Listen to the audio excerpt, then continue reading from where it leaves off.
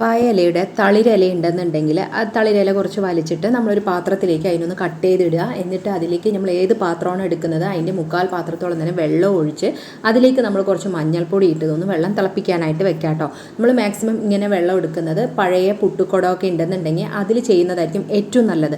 നമ്മൾ ഇപ്പോഴത്തെ കാലാവസ്ഥയിൽ മിക്ക ആൾക്കാർക്കും പനിയും മഴ പെട്ടെന്ന് വന്നതുകൊണ്ട് പനിയും ജലദോഷവും കഫക്കെട്ടൊക്കെ ഉണ്ട്.